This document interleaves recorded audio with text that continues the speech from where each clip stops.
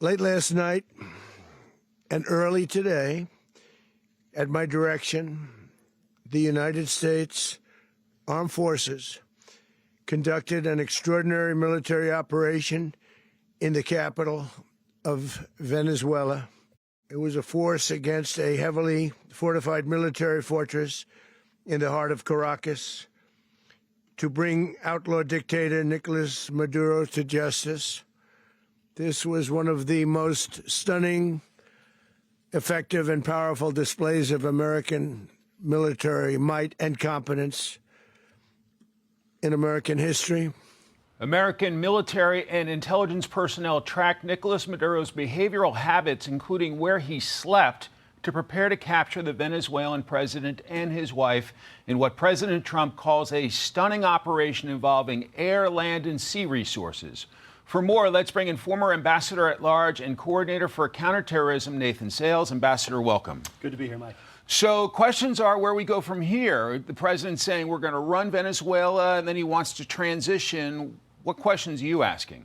Well, that's the key question, is what comes next. The easy part, as hard as that operation was, that's relatively easy compared to what comes next, which is restoring democracy in Venezuela and turning this socialist collapsed economy around by bringing a free market economy back. I think you have to make a clean break. You don't want a bunch of Maduro regime holdovers who were in power only because Nicolas Maduro tapped them for loyalty to him. You don't want those regime holdovers to be exercising power and influence. They're not America's friends. They've been involved in the repression of the Venezuelan people and the expropriation of American companies' property for many years. Those are not our friends. The Venezuelan opposition, it's time to usher them into power so that we can make a clean break from the past and transition to a democratic government that wants to do business with America. This mission showed remarkable precision between military intelligence personnel, the United States really showing the world its capabilities. Kind of reminds me of the airstrikes on Iran, but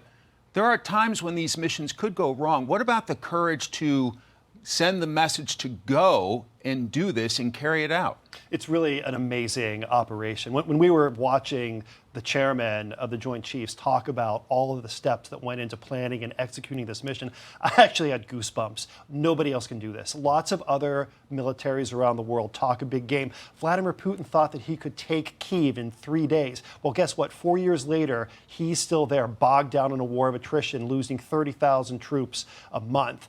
Only the American military has the wherewithal and the capability to do what we did in 3 hours. It's really stunning. But as I've said, the hard part, the political hard part, is what comes next. With Maduro out, what's the impact on China, Russia, Cuba? Great question. The Venezuelan people are the big winners today. Maduro's the big loser, but Russia's a loser too, and so's China, so's Iran. All of these countries are forming an axis of opposition to the United States. They're all in cahoots together.